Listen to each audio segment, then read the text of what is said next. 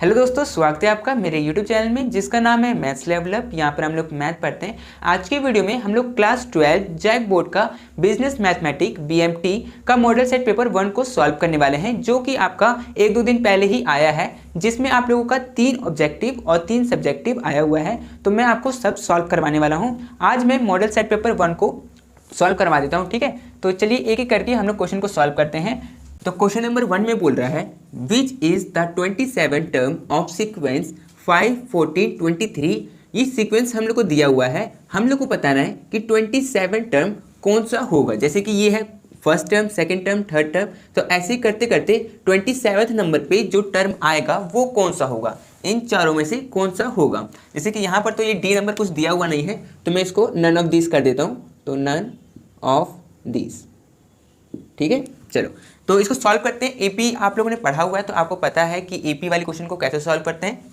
देखिए तो question number 1, ठीक है, इसमें हम लोग को क्या क्या दिया हुआ है। फर्स्ट टर्म, इससे हम लोग फर्स्ट टर्म निकाल सकते हैं। फर्स्ट टर्म क्या हो जाएगा, a = 5। उसके बाद डी कैसे निकालते हैं, डी निकालते हैं t2 - t1 से, मतलब टर्म टू क्या है 14 - 5, तो 14 - 5 ये क्या हो जाएगा 9। और क्या दिया हुआ है, n भी दिया हुआ है हम लोग को। Numbers of term 27th term का हम लोग को निकालना है, तो n भी मुझे दे रखा है, n = 27, ठीक है। इतना हम लोग को गिवन है। तो अब फॉर्मूला लगाते हैं AP का, तो Tn = a + n - 1d, यही फॉर्मूला होता है AP का। अब इसमें हम लोग को जो जो चीज़ गिवन है वो इसमें पुट कर देते हैं। Tn 27, n है 27, तो मैं यहाँ पर 27 लिख देता हूँ, = a है 5, तो 5 प्लस n है 27, तो 27 - 1, और d है 9, तो मैं यहाँ पर 9 लिख देता हूँ, ठीक है। अब इसको सॉल्व कर लेते हैं हम लोग। तो 5 + 27 - 1 26 इंटू और ये 9, ठीक है। इसको सॉल्व करते हैं। तो 5 + 26 इंटू 9 234, ठीक है।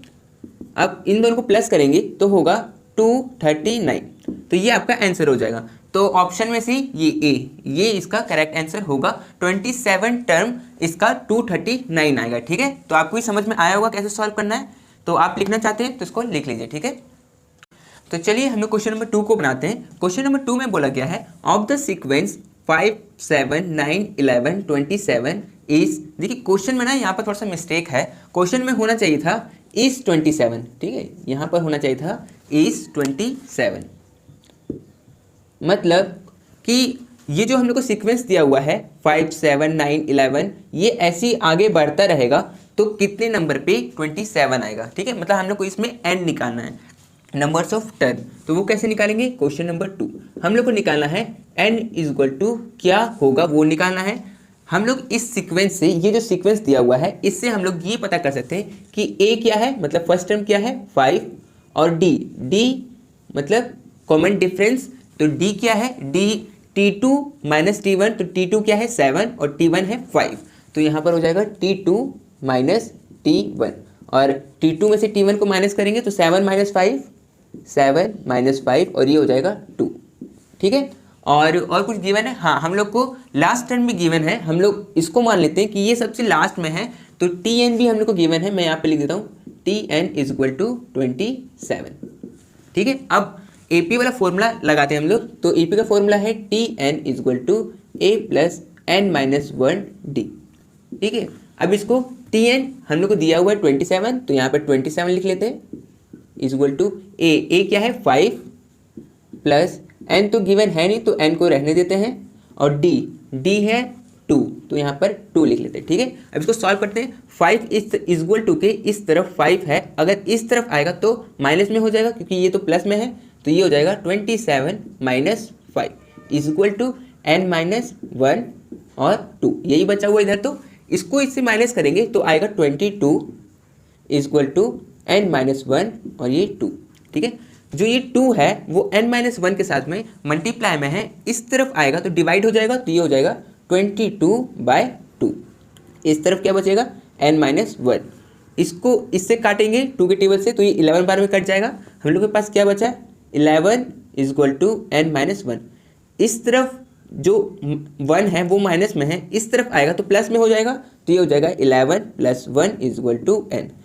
इन दोनों को प्लस करेंगे, 11 + 1 तो 12 हो जाएगा, तो n = 12। ठीक है, तो ऑप्शन में देखते हैं कि नहीं, हाँ ए नंबर है, तो ये इसका आंसर हो जाएगा। ठीक है, 12, तो 12 नंबर पे 27 आएगा। ठीक है, तो ये आपको समझ में आ गया होगा। चलिए तो क्वेश्चन नंबर 3 को देखते हैं। क्वेश्चन नंबर 3 में बोला गया है sum of terms of series 1 + 3 + 5 + 7। देखिए हम लोग को इसमें इस सीरीज में, मतलब ये जो हम लोग को दे रखा है सीरीज, इसका सम करना है और बताना है कितना आएगा। ठीक है, तो चलिए ऐड करते हैं।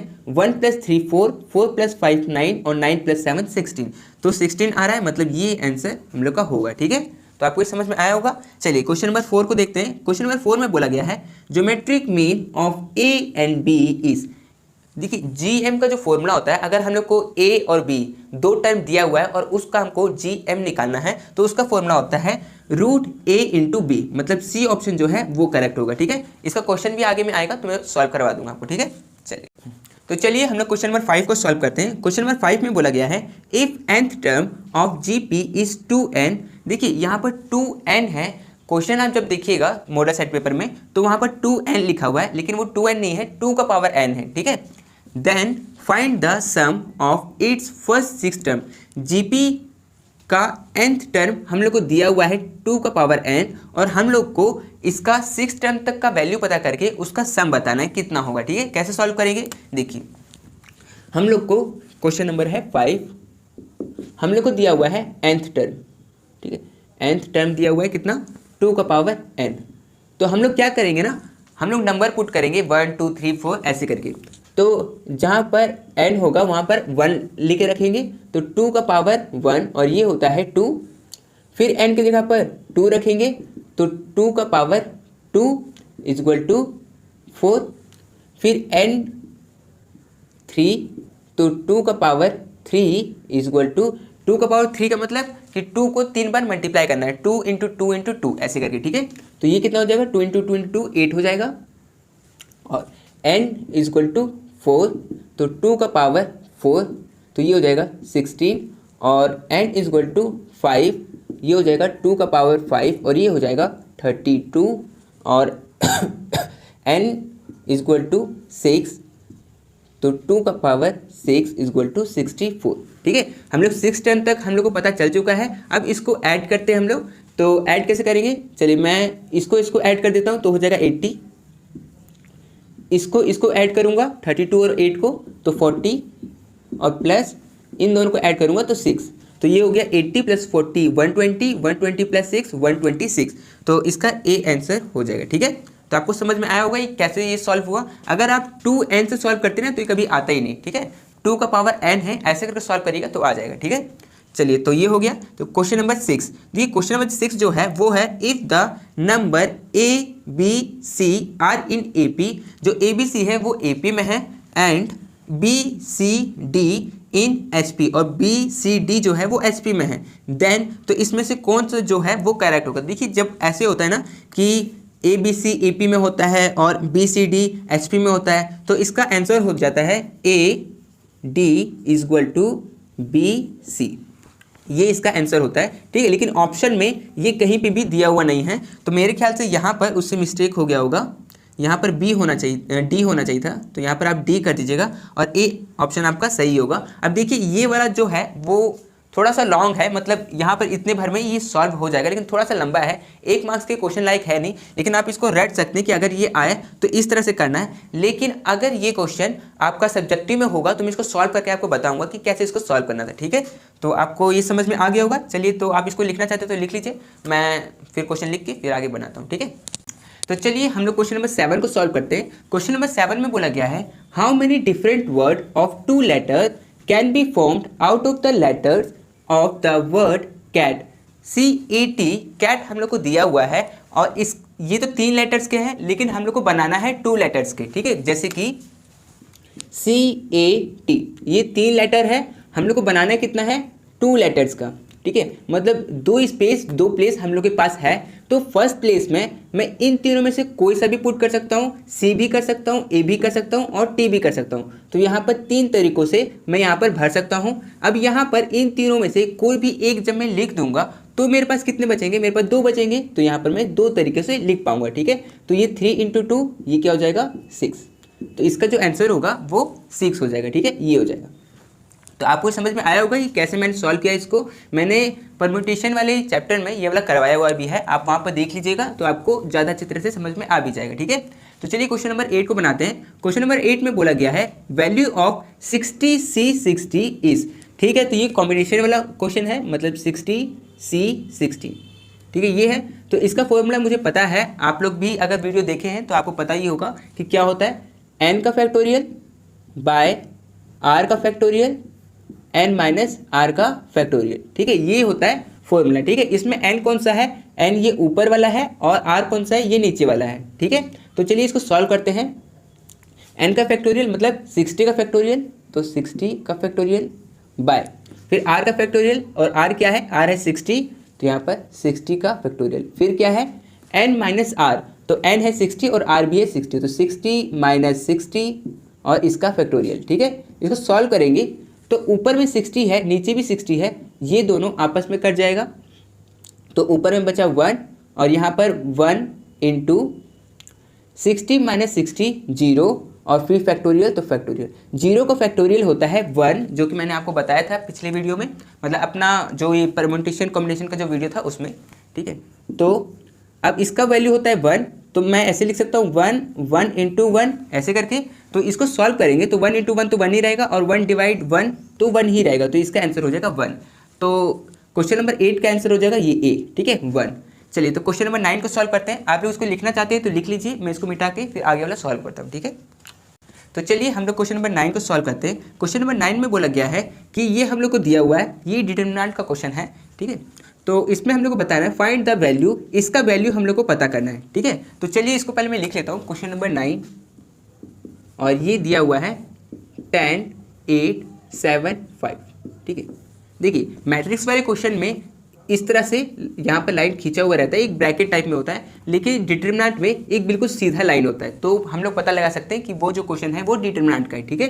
तो इसको कैसे सॉल्व करते हैं, देखिए इसको आप मल्टीप्लाई कर दीजिए, और जैसे कि 10 × 5, ठीक है, फिर बीच में माइनस और फिर इन दोनों को मल्टीप्लाई कर दीजिए, तो 8 और 7 8 × 7, ठीक है। अब 10 × 5 50 माइनस 8 × 7 56, और इन दोनों को माइनस करेंगे, 50 में से 56 माइनस होगा तो कितना बचेगा -6। कैसे, ये प्लस में है ये माइनस में है, तो प्लस माइनस माइनस, 56 में से 50 गया तो 6, और साइन बड़ा का, तो बड़ा कौन सा है 56 बड़ा है, और इसका साइन माइनस में है तो माइनस में, ठीक है। तो ये -6 इसका आंसर होगा, तो -6, हाँ ये रहा, ठीक है। तो ये इसका आंसर हो जाएगा। तो इसके बाद ये था क्वेश्चन नंबर 9। तो क्वेश्चन नंबर 10 यहाँ पर है, ठीक है। तो मैं पहले मिटा लेता हूँ फिर इसको सॉल्व करेंगे। तो क्वेश्चन नंबर 10 को देखते हैं। क्वेश्चन नंबर 10 में बोला गया है फाइंड वैल्यू, हम लोग को ये फिर से डिटरमिनेंट का क्वेश्चन है और इसका हम लोग को वैल्यू पता करना है, ठीक है। तो चलिए पता करते हैं कैसे करेंगे इसको। देखिए पहले मैं इसको लिख लेता हूँ क्वेश्चन नंबर 10 का, ठीक है। ये क्या है 1 2 6 3 5 और 1 और 1 4 और 5, ठीक है। ये हम लोग का क्वेश्चन है। हम लोग को इसको जब सॉल्व करना होगा ना तो कैसे कर सकते हैं, इसको हम लोग लिखेंगे, तो इसको मैं लिखता हूँ 1 और फिर ब्रैकेट में, देखिए जिस लाइन का मैं लिया हूँ उस लाइन का हम लोग नहीं लेंगे, हम लोग लेंगे उसके बाद वाला, जैसे कि ये 5 1 4 5, ठीक है, इसको लेंगे ये। तो मैं इसको, चलो मैं एक काम करता हूँ ना, इसको ऐसे करके लिख देता हूँ ताकि आपको समझ में आए। 5 1 4 5, इसके नीचे वाले को छोड़ दिया और इसके साइड वाले को छोड़ दिया, तो जो बचा जैसे 5 1 4 5, तो उसको मैंने लिख लिया, ठीक है। उसके बाद आगे बढ़ेंगे तो हम लोग माइनस देंगे और यहाँ पर 3, ठीक है। यहाँ पर माइनस क्यों पड़ा, क्योंकि देखिए हर का ना एक पोजीशन होता है, इसका 1 3 1 2 5 4 6 1 5 इसका पोजीशन है, ठीक है। पोजीशन क्या है, इसका है A1 1, तो जो 1 1 होता है तो 2 हो जाता है, तो पॉजिटिव हो जाता है। इसका पोजीशन होता है A1 2, तो A1 2 1 2 का जोड़ेंगे तो 3 हो जाएगा, तो 3 जो होता है वो नेगेटिव में होता है, ठीक है। और ये जो 1 होता है इसका होता है 1 4, मतलब 1 3, तो वो ऐड करके 4 हो जाता है, तो इसीलिए वो पॉजिटिव होता है। इसीलिए हम लोग जब 3 को लिख रहे हैं तो यहाँ पर नेगेटिव लिखेंगे, ठीक है। तो नेगेटिव। अब इसका जो नीचे वाला लाइन और इसके साइड वाली लाइन को हम लोग कैंसिल कर देंगे, जो बचेगा उसको लिखेंगे। तो 2 6 और 4 5, तो 2 6 और 4 और 5, ठीक है। अब आगे बढ़ेंगे तो प्लस क्यों, क्योंकि इसका पोजीशन है A1 3, तो 1 और 3 को ऐड करेंगे तो 4 होगा, तो जो कि पॉजिटिव हो जाएगा। तो इसको हम लोग लिखेंगे 1 और इसकी लाइन को छोड़ देंगे, तो मतलब 4 5 को छोड़ देंगे और 1 3 को छोड़ देंगे। इसके बाद क्या बचा, 2 6 और 5 1, तो यहाँ पर बचा 2 6 और 5 और 1, ठीक है। अब ये बचा। अब इसको तो सॉल्व करना हम लोग को आता है, क्रॉस मल्टीप्लाई करना होता है माइनस करके। तो 1 के साथ मल्टीप्लाई होगा, जैसे कि 1 में लिख देता हूँ, फिर ब्रैकेट 5 5 जा 25 और माइनस 4 1 जा 4, ठीक है। आगे बढ़ते हैं तो -3, फिर 2 5 जा 10 और माइनस 6 4 जा 24, ठीक है। आगे बढ़ते हैं +1, 2 1 जा 2 और माइनस 6 5 जा 30, तो यहाँ पर 30, ठीक है। ये हो गया। अब इसको सॉल्व करते हैं तो ये हो जाएगा 25 - 4 21, और 21 × 1 तो 21 ही रहेगा, तो ये हो गया 21, ठीक है। आगे बढ़ते हैं तो ये -3 और यहाँ ब्रैकेट में 10 - 24 करेंगे तो -14 आएगा, तो ये हो जाएगा -14, ठीक है। आगे बढ़ेंगे तो यहाँ पर +1 के साथ मल्टीप्लाई करेंगे, मतलब 2 - 30 करेंगे तो -28 आएगा, तो यहाँ पर आ गया -28, ठीक है। अब सॉल्व करते हैं इसको। ये हो जाएगा 21 माइनस, ये ब्रैकेट खुलेगा तो माइनस माइनस यहाँ प्लस हो जाएगा, और 3 14 जा 42, ठीक है।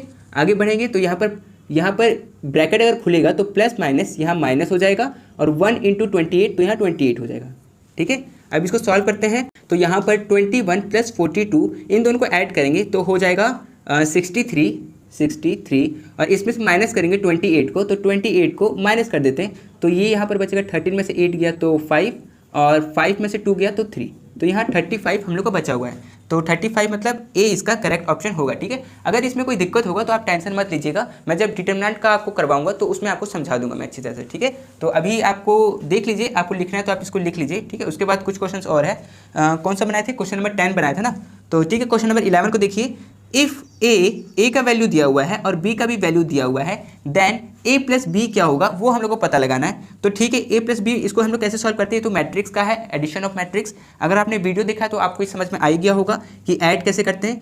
3 + 4 7, 1 + 7 8, तो 7 और 8 तो किस में है, देखिए बी ऑप्शन इसका सही होगा, ठीक है। आप ऐड करके देखिएगा, 3 को 4 से, 1 को 7 से, 7 को 5 से और 6 को 2 से ऐड करके देखिएगा, तो आपका यही बी आंसर आएगा, ठीक है। तो 11 हो गया। क्वेश्चन नंबर 12 देखते हैं। क्वेश्चन नंबर 12 में बोला गया है, इफ़ ए = AB, हम लोग का ये जो क्वेश्चन है वो सेट का क्वेश्चन है, ठीक है।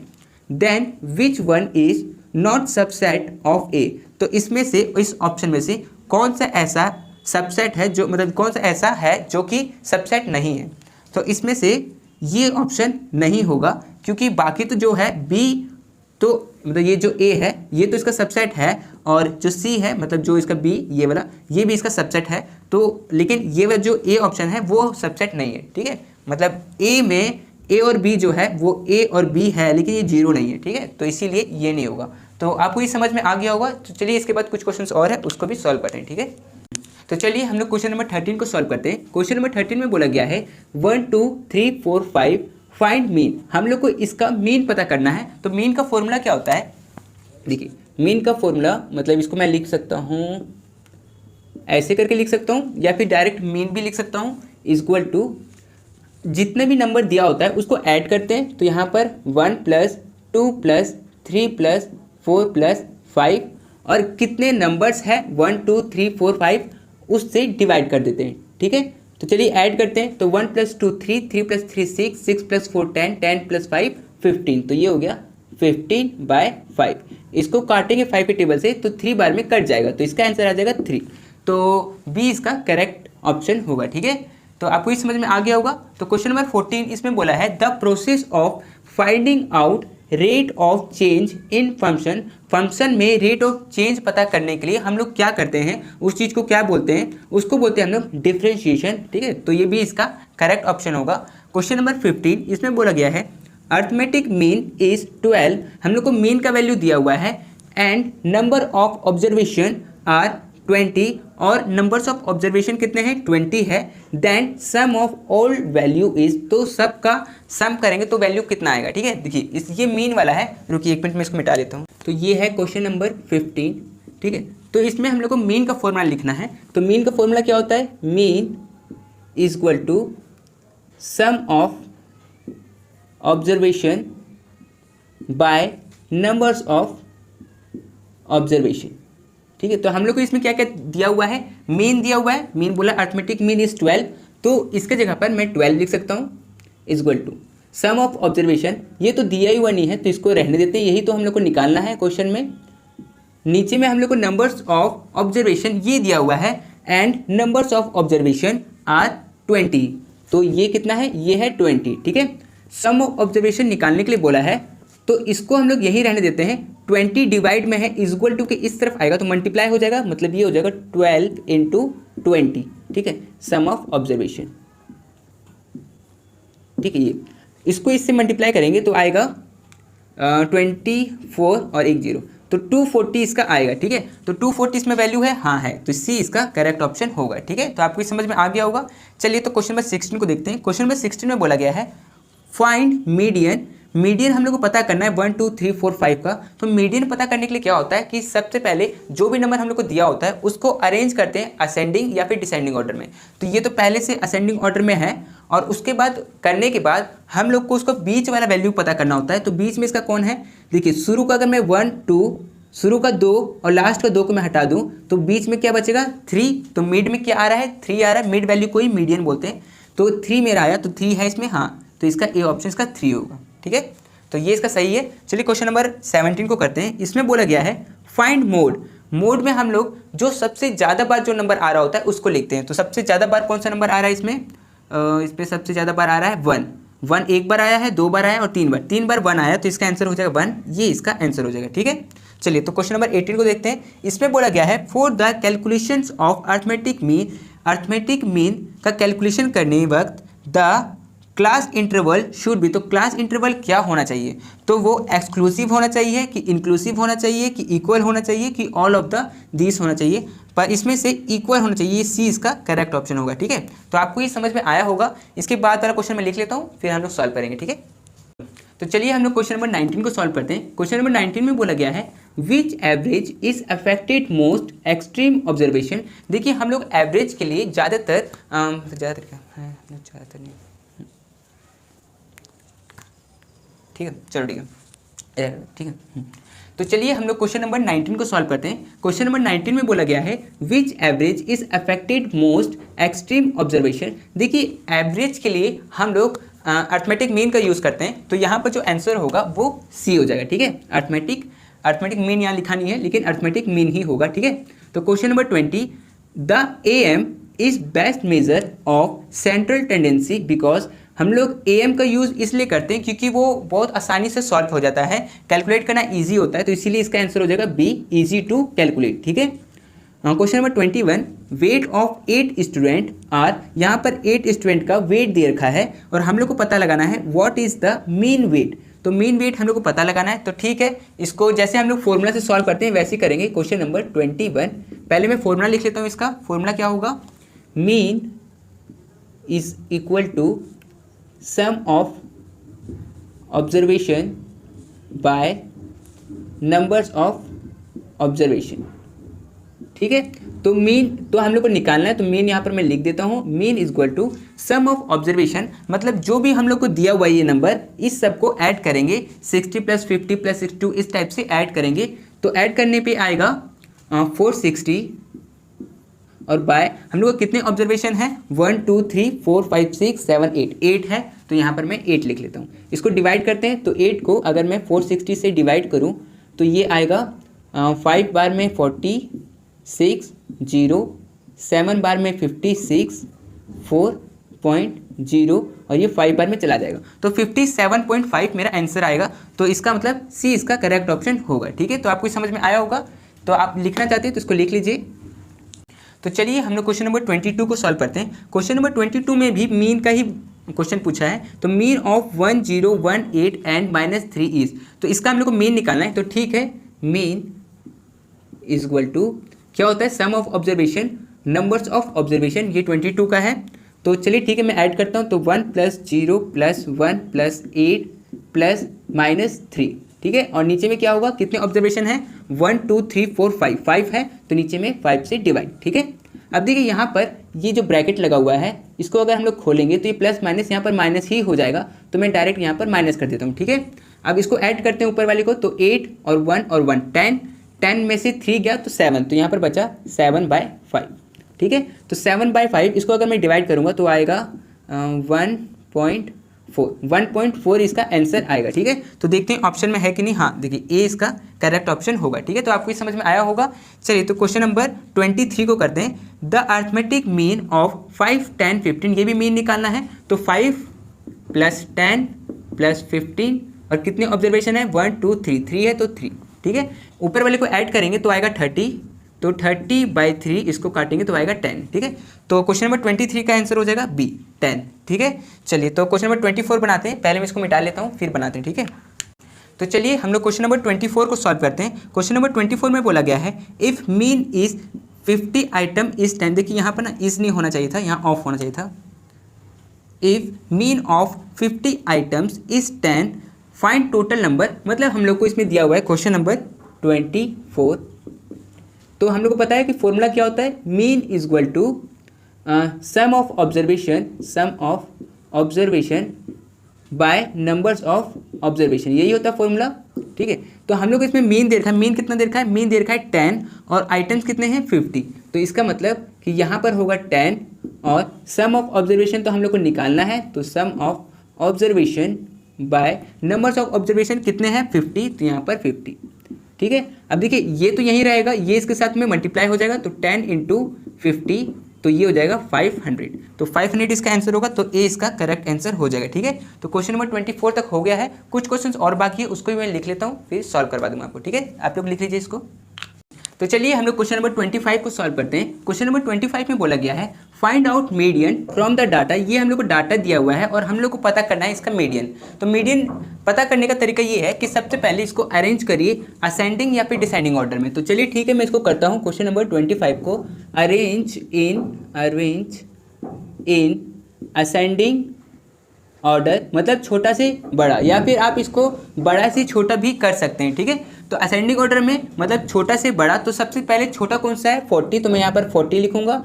फिर कौन सा है 50, फिर 60, फिर 80, फिर 90, फिर 100, फिर 170, ठीक है। ये है, और तो नहीं है 1 2 3 4 5 6 7 7, ठीक है।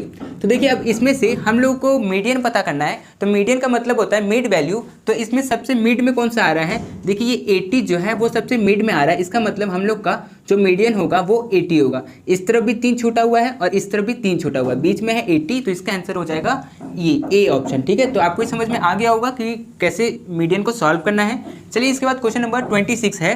क्वेश्चन नंबर 26 में बोला गया है, the sum of absolute deviation of the series is minimum, तो ये होता है बी में, ठीक है, मतलब फ्रॉम मीडियन, मीडियन में ये वाला चीज़ होता है। तो आपको ये समझ में आ गया होगा। तो क्वेश्चन नंबर 27 इसमें बोला गया है, median of the flowing figure, इसमें भी हम लोग को मीडियन पता करना है, तो इसको भी अरेंज करना पड़ेगा हम लोग को असेंडिंग ऑर्डर में। तो असेंडिंग ऑर्डर में इसको अरेंज करते हैं क्वेश्चन नंबर 27 को।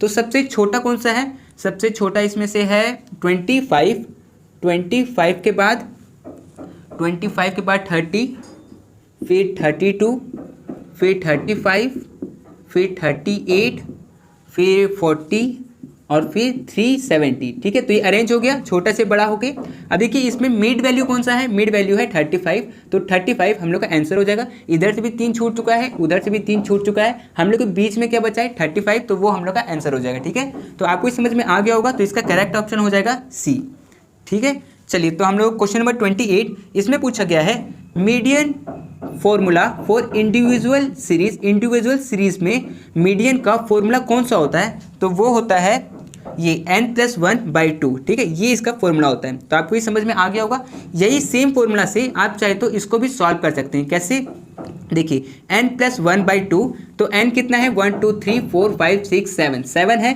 तो 7 +1 है तो +1 बाय और 2 है तो 2, 7 + 1 8 और बाय 2 इसको काटेंगे तो आएगा 4। तो फोर्थ नंबर पे कौन सा है 1 2 3 4, फोर्थ नंबर पे 35 था, इसलिए 35 इसका आंसर हुआ। ठीक है, चलिए लास्ट हम लोग का क्वेश्चन नंबर 29, इसमें कह रहा है the probability of drawing a card a pack, मतलब drawing a card from a pack, मतलब हम लोग जो कार्ड होता है, जो हम लोग प्लेइंग कार्ड खेलते हैं उसमें टोटल कार्ड होता है 52 और उसमें से एक कार्ड निकालने का पॉसिबिलिटी क्या होगा, तो वो होगा 1/52। फिर जो भी टोटल होता है वो नीचे लिखते हैं और हम लोग को बोला एक कार्ड निकालने के लिए, तो इसीलिए ऊपर में 1 आया, तो इसका ऑप्शन जो करेक्ट होगा वो ए हो जाएगा। ठीक है, तो आपको इस समझ में आ गया होगा। कुछ क्वेश्चन और है उसको भी मैं लिख लेता हूँ। ठीक है, आप लोग इसको लिखना चाहते हैं तो लिख लीजिए। तो चलिए हम लोग क्वेश्चन नंबर 30 को सॉल्व करते हैं। क्वेश्चन नंबर 30 में बोला गया है there are 6 blue ball 5 red ball 6 green ball, what is the probability of drawing blue ball. हम लोग के पास 6 ब्लू बॉल है, 5 रेड बॉल है और 6 ग्रीन बॉल है। हम लोग को बताना है कि ब्लू बॉल को ड्रॉ करने का प्रोबेबिलिटी क्या होगा। तो देखिए पहले तो ये देखते हैं कि हम लोग के पास टोटल है कितना, टोटल है 6 + 5 11, 11 + 6 17, हम लोग के पास 17 है तो नीचे में 17, और पूछा किसका है, पूछा है ब्लू बॉल का, तो ब्लू बॉल कितना है, ब्लू बॉल है 6 तो ऊपर में 6, तो 6/17 हम लोग का आंसर हो जाएगा, तो इसका करेक्ट ऑप्शन हो जाएगा ए। ठीक है, तो ये आपको समझ में आ गया होगा। चलिए इसके बाद क्वेश्चन नंबर 31, इसमें पूछा गया है if mean is 31.25 and median is 31.25 the mode is, तो इसका एक फॉर्मूला है, हम लोग को मीन का भी वैल्यू दिया है, मीडियन का भी वैल्यू दिया है, मोड का वैल्यू पता करना है। तो इसका फॉर्मूला एक है, उसका फॉर्मूला है 31 का कि mode is equal to 3 median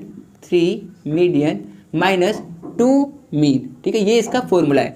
तो हम लोग को मीडियन भी दे रखा है और मीन भी दे रखा है, तो मैं यहाँ पे लिख देता हूँ 3 मीडियन के जगह पर इसका वैल्यू 31.25 और -2 मीन का वैल्यू दिया है 31.25, दोनों का वैल्यू तो सेम है। तो देखिए यहाँ पर दोनों का वैल्यू तो सेम है, तो 3 में से अगर मैं 2 माइनस करूँगा तो 1 बचेगा, मतलब ये जो चीज़ है वो 31.25 ही बचेगा। ठीक है, आप चाहे तो इन दोनों को मल्टीप्लाई करके, इन दोनों को मल्टीप्लाई करके और फिर माइनस भी कर सकते हैं, तो आपका यही आएगा। ठीक है, तो ये इसका 31 का ए ऑप्शन इसका करेक्ट होगा। ठीक है, तो क्वेश्चन नंबर 32, इसमें बोला गया, देखिए ये भी क्वेश्चन सेम वैसा ही है जैसे 31 है। ठीक है, कैसे, if mode is 15 and median is 12, जब भी हम लोग को क्वेश्चन में मीडियन, मोड, मीन ये दिया हुआ रहे तो हम लोग ये वाला फॉर्मूला जो अभी मैं लिखा हूँ उसको आप लिख सकते हैं। मोड दे रखा है 15, मीडियन दे रखा है 12 और मीन निकालना है। तो ठीक है, मैं इसको मिटा देता हूँ और वैल्यू लिखते हैं। ठीक है, तो मोड का वैल्यू तो मुझे दिया हुआ है 15, तो मैं यहाँ पर 15 लिख सकता हूँ इक्वल टू 3, मीडियन कितना है, मीडियन है 12, तो इंटू 12 -2, मीन का वैल्यू तो दिया नहीं है तो मैं यहाँ पर मीन लिख देता हूँ। ठीक है, अब 15 इक्वल टू 3 × 12 36 -2 मीन। ठीक है, अब देखिए ये जो 2 मीन है वो इस तरफ माइनस में है, अगर ये इधर आएगा इक्वल टू के तो प्लस में हो जाएगा, और जो 15 है वो इस तरफ प्लस में है, वो उस तरफ जाएगा तो वो माइनस में हो जाएगा। तो मैं इसको लिख देता हूँ 2 मीन इक्वल टू 36 -15। ठीक है, अब जो 2 है वो इसके साथ में मल्टीप्लाई में है, उधर जाएगा तो डिवाइड हो जाएगा, तो मीन इक्वल टू नीचे में जाएगा 2 और 36 में से 15 जाएगा तो बचेगा 21, है ना। अब ये 2 को अगर मैं इससे कट करूंगा तो आएगा 10.5। देखिए ऑप्शन में 10.5 है ही नहीं, तो मैं डी ऑप्शन इसका चूज कर सकता हूँ। ठीक है, तो आपको इस समझ में आ गया होगा कि ये वाले क्वेश्चन को कैसे सॉल्व करना था। चलिए क्वेश्चन नंबर 34 को देखते हैं। क्वेश्चन नंबर 34 में बोला गया है फाइंड मोड ऑफ, हम लोग को इसमें मोड पता करना है। मोड को पता करने का तरीका ये होता है कि जो भी नंबर सबसे ज़्यादा बार आ रहा होता है वो हम लोग का आंसर हो जाता है। ठीक है, तो इसमें सबसे ज़्यादा बार कौन सा नंबर आया हुआ है, मुझे तो 6 लग रहा है, 1 2 3 3 बार आया हुआ है, और कोई भी नंबर ऐसा नहीं है, तो इसका आंसर हो जाएगा सी 6। ठीक है, तो ये आपको समझ में आ गया होगा कि मोड आपको कैसे निकालना है। क्वेश्चन नंबर 35, इसमें भी मोड निकालने के लिए बोला है। अब देखिए इसमें जो नंबर दिया है 1 दिया हुआ है 1 2 3 4 बार, और जो 2 है वो भी 4 बार 1 2 3 4, तो इसमें आपको जो आंसर होगा वो ए और बी दोनों होगा। ठीक है, तो आपको ये समझ में आ गया होगा। 5 क्वेश्चन और बाकी है, उसको मैं लिख लेता हूँ और सॉल्व करवा देता हूँ आपको। ठीक है, आप लोग लिखना चाहते हो तो लिख लीजिए। तो चलिए हम लोग क्वेश्चन नंबर 36 को सॉल्व करते हैं। क्वेश्चन नंबर 36 में बोला गया है द जीएम मतलब ज्योमेट्रिक मीन ऑफ 2 नंबर 4 और 9 इज, हम लोग को जीएम निकालना है। जीएम का फॉर्मूला क्या होता है, जब हम लोग को 2 नंबर दिया हो तो ये है क्वेश्चन नंबर 36 का। तो जीएम का फॉर्मूला होता है ज्योमेट्रिक मीन का √a × b। ठीक है, ये होता है ज्योमेट्रिक मीन का फॉर्मूला, अगर हम लोग को 2 नंबर दिया है तो ठीक है, 3 नंबर दिया होगा तो क्या करना है, वो नेक्स्ट वाला क्वेश्चन है तो उसमें मैं बता दूंगा। ठीक है, तो देखिए 2 नंबर में तो ये करना होता है, तो 2 नंबर हम लोग को जो दिया हुआ है वो है 4 और 9, तो 4 × 9 तो ये हो जाएगा √36, और √36 किसका होता है, 6 का। ठीक है, तो इसका करेक्ट ऑप्शन हो जाएगा ये सी। ठीक है, देखिए अब क्वेश्चन नंबर 37, इसमें क्या दिया हुआ है, द GM ऑफ 1, 5 एंड 25, मतलब इसमें हम लोग को 3 नंबर दिया है, तो इसमें GM का फॉर्मूला क्या बन जाएगा, इसमें बन जाएगा, देखिए इसको मैं मिटा देता हूँ, और यहाँ हो जाएगा *C, और ये कितने नंबर से 1, 2, 3, तो यहाँ पर ये हो जाएगा क्यूब रूट। ठीक है, अब इसको सॉल्व करते हैं, तीनों नंबर तो मुझे दिया हुआ है, तो तीनों नंबर क्या है, तीनों नंबर है 1 × 5 × 25। ठीक है, इसको मल्टीप्लाई करेंगे अंदर वाले को, तो क्या आएगा 1 × 5 5 और 5 × 25 125। ठीक है, अब इसको अगर मैं सॉल्व करूं तो मैं क्यूब रूट 125, तो 5 का क्यूब रूट में लिख सकता हूँ, सॉरी क्यूब लिख सकता हूँ, 5 का क्यूब 125 ही होता है, तो क्यूब से ये क्यूब रूट कट जाएगा, बचेगा क्या, सिर्फ 5। ठीक है, तो इस तरह से इस क्वेश्चन को सॉल्व करना था। चलिए इसके बाद है क्वेश्चन नंबर 38, इसको सॉल्व करते हैं, मैं पहले इसको मिटा लेता हूँ। तो चलिए हम लोग क्वेश्चन नंबर 38 को सॉल्व करते हैं। क्वेश्चन नंबर 38 में बोला गया है ए डाइस, डाइस जो हम लोग लूडो खेलते हैं वो वाला डाइस इज थ्रोन, उसको फेंका गया, द प्रोबेबिलिटी ऑफ गेटिंग 4 और 6, तो 4 और 6 आने का प्रोबेबिलिटी क्या होगा वो हम लोग को बताना है। तो ठीक है, इसमें देखिए 2 चीज़ पूछा गया है, 4 और 6। ठीक है, तो ये है क्वेश्चन नंबर 38 का। तो पहले मैं 4 का पता लगाता हूँ, तो देखिए टोटल कितना होता है, टोटल होता है 6, 1 2 3 4 5 6 उसमें नंबर्स होते हैं, और 4 कितने बार आ सकता है, एक बार, तो ये 1 बार। ठीक है, और प्लस 6 का आने का प्रोबेबिलिटी क्या है, टोटल होता है 6 और 6 भी एक ही बार आ सकता है, तो यहाँ पर 1। ठीक है, अब इसको सॉल्व करते हैं, तो एलसीएम इसका लेंगे तो 6 हो जाएगा, और ऊपर में 1 + 1 तो ये हो जाएगा 2/6, और इसको काटेंगे तो 1/3, तो इसका आंसर हो जाएगा 1/3 ये। ठीक है, देखिए यहाँ पर 4 और 6 था, इसके जगह पर कोई और नंबर भी हो सकता था, जैसे कि 5 और 6। ठीक है, ये भी हो सकता था, मतलब कुछ भी नंबर हो सकता था, लेकिन जो सॉल्व करने का तरीका है वो यही सेम रहेगा। ठीक है, तो चलिए इसके बाद हम लोग करते हैं क्वेश्चन नंबर 39, इसमें बोला गया है what is the probability of getting a sum of 6 in throw of 2 dice, 2 dice को हम लोग को फेंकना है और बताना है कि उसका जो सम आएगा वो 6 आना चाहिए। मतलब कैसे, जैसे कि फर्स्ट वाले में कुछ आए और सेकंड वाले में कुछ आएगा, तो दोनों में कुछ आएगा, उन दोनों को अगर जोड़ने पे हम लोग का कितना आना चाहिए, 6। तो ये कैसे कैसे हो सकता है, फर्स्ट वाले में 1 आ सकता है और सेकंड वाले में 5 आ सकता है। ठीक है, और क्या हो सकता है, फर्स्ट वाले में 2 आ सकता है, सेकंड वाले में 4 आ सकता है, फर्स्ट वाले में 3 आ सकता है, सेकंड वाले में भी 3 आ सकता है, और फर्स्ट वाले में 4 आ सकता है, सेकंड वाले में 2 आ सकता है, और फर्स्ट वाले में 5 और सेकंड वाले में 1। ठीक है, तो ये कितना हो गया, 1 2 3 4 5। तो हम लोग को जो चाहिए वो 5 है, और नीचे टोटल, तो जब भी 2 डाइस को हम लोग थ्रो करते हैं तो टोटल पॉसिबिलिटी बनता है 36। ठीक है, और 1 डाइस को थ्रो करते हैं तो टोटल पॉसिबिलिटी बनता है 6। ठीक है, तो ये आपको समझ में आया होगा, तो इसका आंसर हो जाएगा 5/36, ए इसका करेक्ट ऑप्शन हो जाएगा। ठीक है, चलिए क्वेश्चन नंबर 40 को सॉल्व करते हैं, पहले मैं इसको मिटा लेता हूँ। ठीक है, तो चलिए हम लोग क्वेश्चन नंबर 40 को सॉल्व करते हैं। क्वेश्चन नंबर 40 में बोला गया है 5C3, ये कॉम्बिनेशन का क्वेश्चन है, तो ठीक है इसको सॉल्व करते हैं। क्वेश्चन नंबर 40, और ये है 5C3। ठीक है, तो इसका फॉर्मूला क्या होता है, इसका फॉर्मूला होता है n का फैक्टोरियल बाय r का फैक्टोरियल n - r का फैक्टोरियल। ठीक है, तो ये इसका फॉर्मूला होता है। ठीक है, तो यहाँ पर n क्या है, n है 5, और r क्या है, r है 3।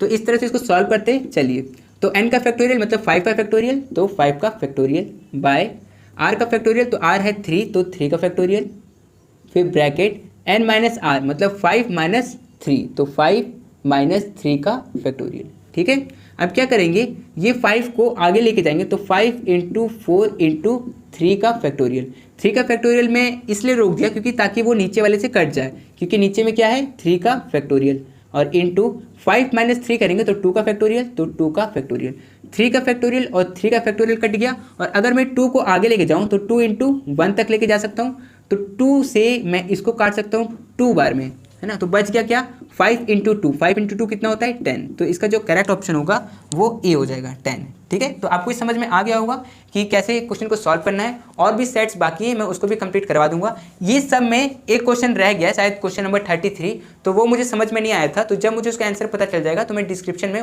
उसको लिख दूंगा। ठीक है, तो ठीक है, आपको ये सब समझ में आ गया होगा। तो ठीक है, इस वीडियो के लिए सिर्फ इतना ही, और क्वेश्चन हम लोग आने वाले नेक्स्ट वीडियो में करेंगे। ठीक है।